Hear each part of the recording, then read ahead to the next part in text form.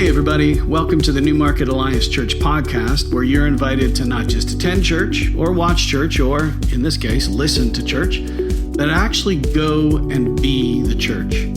For everything you need to know about our community, be sure to go to newmarketalliance.ca and maybe even drop us a line to let us know you're listening. We read everything you send and we'll be sure to get back to you. Our worship service happens every Sunday at 10 a.m. in person or streaming online.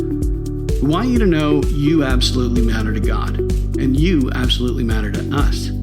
Everyone is welcome and wanted. Now, let's join today's teaching. Mrs.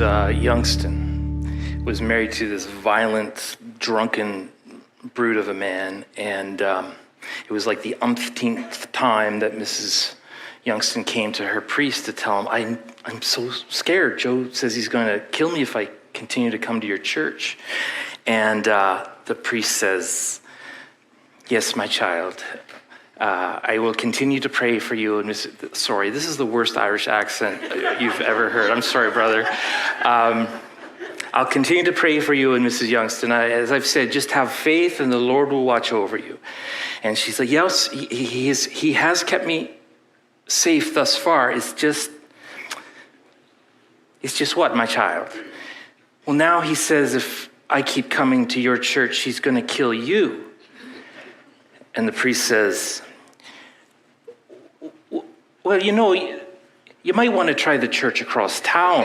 I wonder how many of us have all kinds of faith in words, in theory, in our theology, until we're asked to really step out in belief.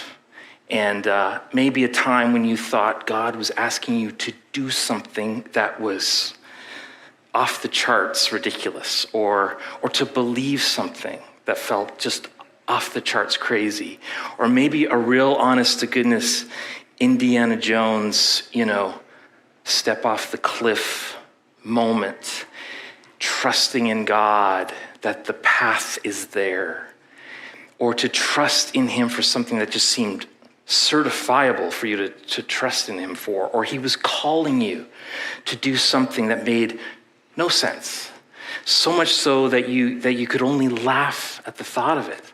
And did you ever think that maybe God was in on the joke, that he knew he was setting you up to have ridiculous levels of faith and trust in him, and maybe, just maybe, he's kind of having fun doing it, not at your expense, but knowing the story in time might even make you smile at the audacity of it all.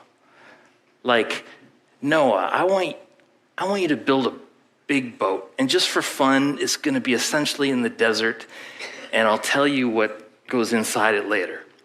Or maybe you're familiar with the story of Joshua in the Bible when he came to Jericho to take that city in a military campaign. And Joshua says to God, what's the plan? A sneak attack, a forward assault, a perimeter siege? And God's like, nah, I was thinking a parade. A lot of noise, trumpets, flags every day for 7 days. Let's see how walking laps works. I mean, the God of upended expectations, upside down kingdom values, he's got to find some of this humorous. And there seems to be this pattern. God calls people to do something, but in answering the call, they have to demonstrate just sick levels of faith and trust and embrace what might even look to the world to be a bit comical. And sometimes they actually just LOL'd. And they laughed in disbelief, a laugh that said, there's no way. I mean, God, I love you and I want to follow you, but there's no way this could be the plan. We're in a series called When God Makes Us Laugh. And last week we looked at the humor of Jesus, kind of a walkthrough of the times he used humor to make a point. And today, let's dig into the laugh of disbelief. And to do that, let's look at a man named Abram and his wife Sarai.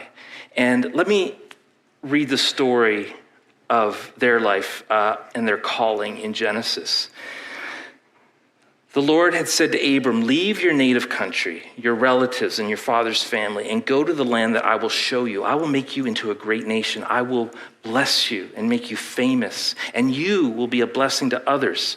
I will bless those who bless you and curse those who treat you with contempt.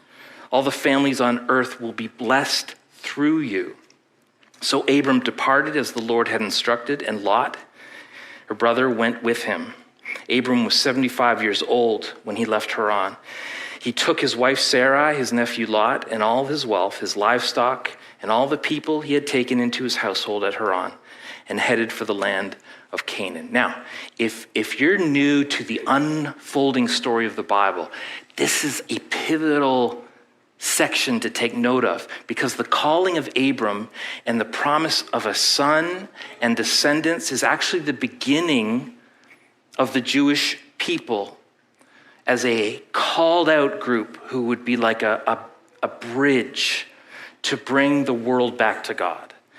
And so from Abram would come Isaac, and then Jacob, and then the 12 tribes of Israel, and then the exodus of God's people out of Egypt under Moses, the entering into the promised land. All of this is leading to the coming of the Messiah from the Jewish people who would save the world, and that, of course, is Jesus. And sort of tracing an ocean up a river to a stream to a creek to a small spring, you can trace God's redemptive work after we screwed up in Eden back to this moment, this calling of Abram. Jesus can be traced back to Abram. But notice something important. God waited to call Abram to his task of starting a nation when he was, wait for it, 75 years old and childless. Seeing if Grant is here this morning. Is Grant here? Yeah, I just wonder how he would feel about that, for instance. And not because he and Sarai hadn't already tried to have children. So already we see that God's way is almost hilariously counterintuitive, almost picking the most unlikely people in the most unlikely scenarios, maybe as a way of making a point. Like where the only possible explanation for this being, well, that's got to be a God thing. Right? Now, like most of us, when it comes to God and prayer and asking him things and needing things, we have one and only one timetable. Now, today. And we have little or no place for waiting, even waiting for things to take weeks or months. Now, for Abram and Sarai, we're not talking weeks or months, but years, decades, generations. And as strong as he has started out, he started to lose faith. And it's hard not to have empathy for him. But that's when God spoke to him again, this time in a vision. Here's what it says. Sometime later, the Lord spoke to Abram in a vision and said to him, do not be afraid, Abram, for I will protect you and your reward will be great. But Abram replied, O sovereign Lord, what good are all your blessings when I don't even have a son, since you've given me no children? Eliezer of Damascus, a servant in my household, will inherit all my wealth. You've given me no descendants of my own, so one of my servants will be my heir. Then the Lord said to him, no, your servant will not be your heir, for you will have a son of your own who will be your heir. Then the Lord took Abram outside and said to him, look up into the sky and count the stars if you can. That's how many descendants you will have. And Abram believed the Lord, and the Lord counted him as righteous because of his faith. So Abram keeps waiting. Now the Bible keeps things pretty real, and this story is no exception. So some time went on after that vision, and Abram begins to wonder whether this is all real and whether God's going to do this thing that he promised, or whether maybe there was a plan B that he should pursue. Abram ran out of patience. Sarai ran out of patience. By now, Abram was no longer 75. He was 85. Right at that classic childbearing season for all of us, right? And so they came up with their own plan B. Oh my goodness, how many times do we come up with our own plan B to help God along? Here's what their plan B was. Remember, not everything recorded in the Bible is endorsed in the Bible. In fact, most times, there isn't even commentary like, this was a sinful, dumb decision. But spoiler alert, what they're about to do is a sinful, dumb decision. Let me read from it. Now, Sarai, Abram's wife, had not been able to bear children for him. She had an Egyptian servant named Hagar. So Sarai says to Abram, the Lord has prevented me from having children. The Lord has prevented. Okay. Go and sleep with my servant. Perhaps I can have children through her. Somebody used to say ooh. It is a ooh. Yeah, it's a ooh. Perhaps I can have, maybe it's a baby. Anyways, ADD. Perhaps I can have children through her. And Abram agreed with Sarai's proposal. So Sarai, Abram's wife, took Hagar, the Egyptian servant, and gave her to Abram as a wife. This happened 10 years after Abram had settled in the land of Canaan. In that ancient culture, there was little knowledge of what we would call gynecology, or about genetics, X and Y chromosomes, or the fertilizing of the female egg. So when it came to children, what was believed was that the man was everything, like so much else at that time. It was all about the man. So there was not that same understanding that a different woman other than your wife would have any bearing on the child. So if a wife couldn't bear children, it wasn't unheard of for the husband to bear children through a servant or a concubine of some kind. In fact, in that day, it was often the wife's responsibility to make sure that there was a surrogate childbearer if needed. But for Abram and Sarai, it was bigger than that. God told them he was going to give them a child through Sarai. He told them that his call on their life was to create an entire nation through them, Abram and Sarai.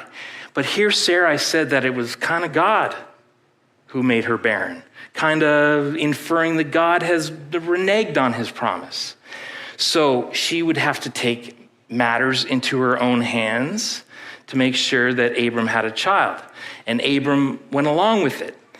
And maybe some of y'all like, yeah, I'll bet he did. I'll bet he did. And it worked. Hagar got pregnant and gave birth to a son who was named Ishmael when Abram was 86 years old. Now, fast forward to the next scene, 13 years later. Somebody quick who's good with math. How old is Abram now? 99. Dr. Bill McRae just turned 91, one of the great preachers of our generation.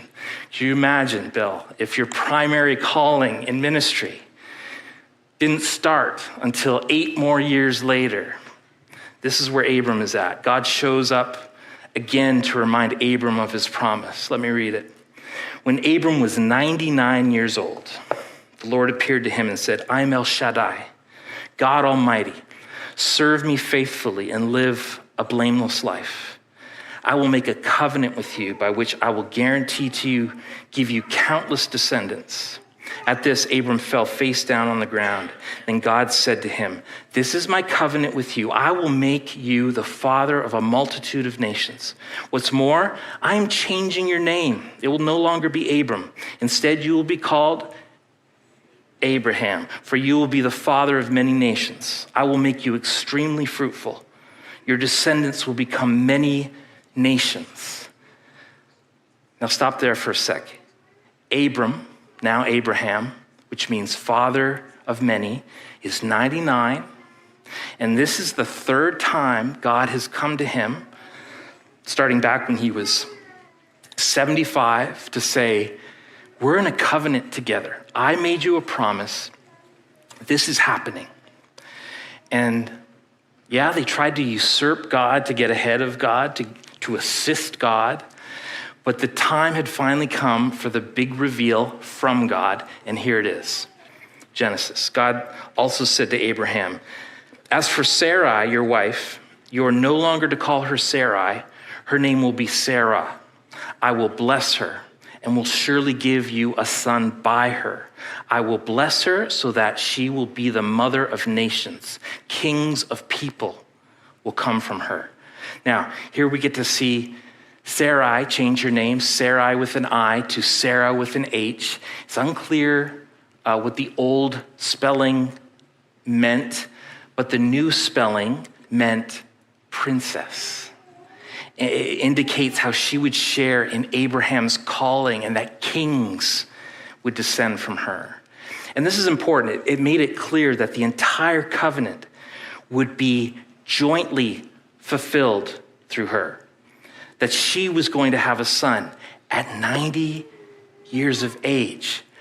I mean, I'm not a doctor, but to say that maybe it was past childbearing years, well, guess what, smarty pants? You will get pregnant, you will have a child, and that child would be the fulfillment of the calling that God put before Abraham. Now, finally, we get to our word study on laughter. And look at what this promise made the post-Viagra Abraham do in light of his post-menopausal wife. Then Abraham bowed down to the ground, but he laughed to himself in disbelief. How could I become a father at the age of 100, he thought? And how can Sarah have a baby when she is 90 years old? So Abraham said to God, "May Ishmael live under your special blessing." But God replied, "No, Sarah, your wife, will give birth to a son for you. You will name him Isaac, and I will confirm my covenant with him and his descendants as an everlasting covenant. My covenant will be confirmed with Isaac, who will be born to you and Sarah about this time next year." When God had finished speaking, he left Abraham. Now, I think it's important to say, Abraham didn't laugh at God, like mocking him. He laughed with God about what God was saying. He was laughing at the very idea of it all, the absurdity of it all. Have you ever done that? If you haven't, if you keep walking with the Lord, you will. God seems to place his people in these "you gotta be kidding me" situations, almost with I think, kind of a twinkle in his eye. When Moses went up to the sea, don't you think he had to be going, "This is crazy. I got a staff and maybe just smiled at the absurdity of it all. When scrawny David picked up a rock for his slingshot, of all things, against 9-foot Goliath, who had conquered the best of the best, maybe he had a smile at the nuttiness of it all. I got a rock and a slingshot, and I'm a teenager. And was God upset at the laugh of Abraham? I don't think so. Maybe he'd been waiting for it. In fact, you want to know something? Remember how God told Abraham to name this upcoming son Isaac. Do you know what the name Isaac means? He laughs. He laughs. But the fun wasn't over. We haven't gotten to where Sarah hears about this. Let me read that. Sarah was listening at the tent opening. Abraham and Sarah were old by this time, very old. Sarah was far past the age for having babies. Sarah laughed within herself. An old woman like me get pregnant with this old man of a husband? It's from the Message translation. God said to Abraham,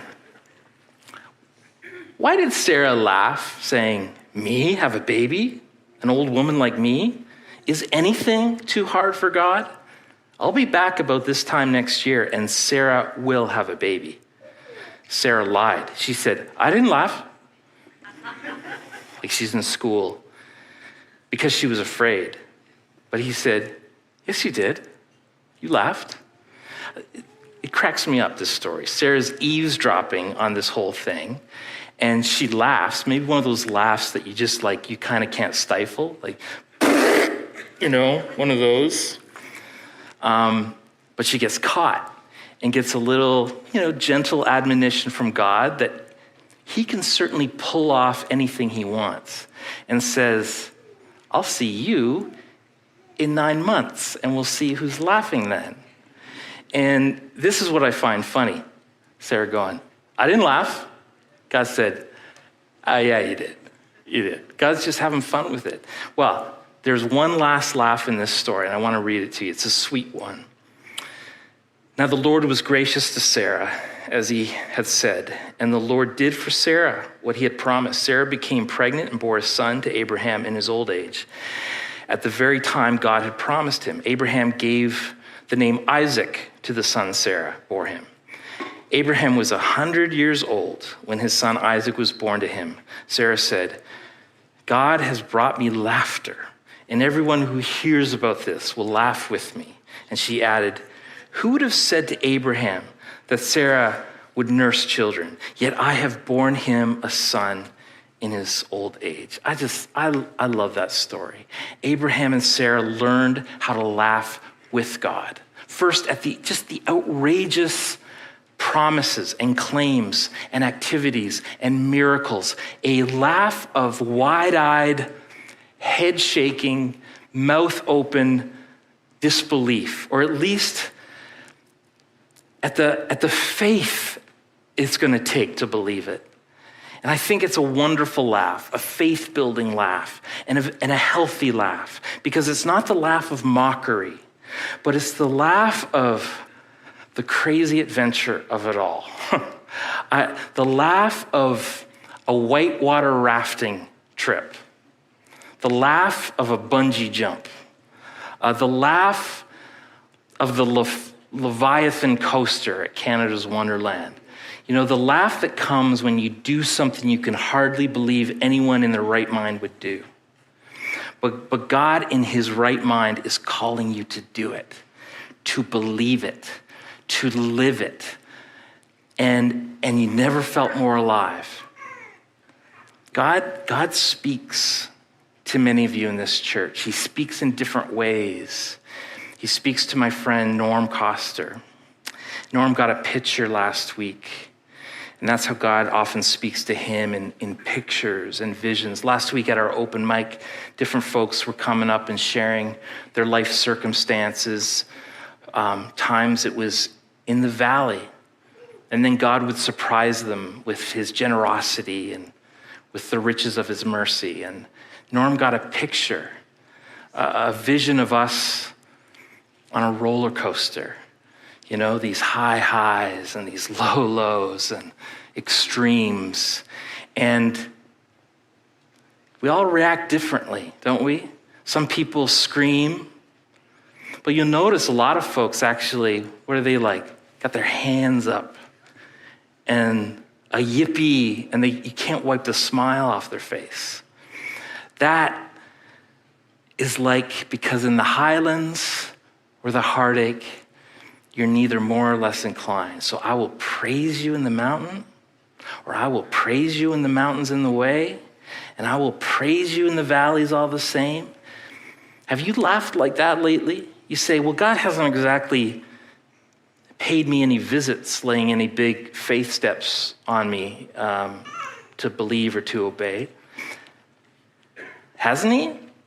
Like, if you were to think about it, isn't there maybe something you've read in the Bible recently or heard during one of these services or felt impressed upon in your spirit by God to do something that was faith challenging? Maybe to give an irrationally generous gift, maybe to serve selflessly where there really is a sacrificial cost, to reach out courageously, to take a relational risk, maybe to share Jesus with a friend, to wait expectantly on something that you truly believe God has told you he's going to do, to step out on the water, so to speak, and then join the laugh-filled faith adventure he's calling all of us to live. Do you know, we are here together this morning, right now, because of one of those laughs.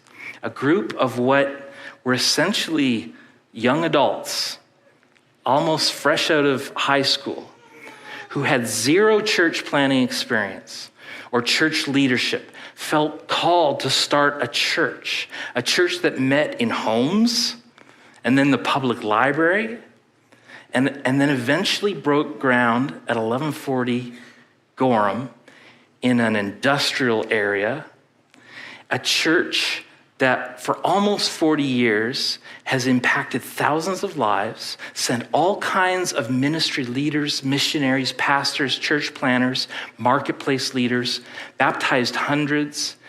If those, I'll call them kids, could have seen the impact almost 40 years ago, they would have just laughed in grateful disbelief.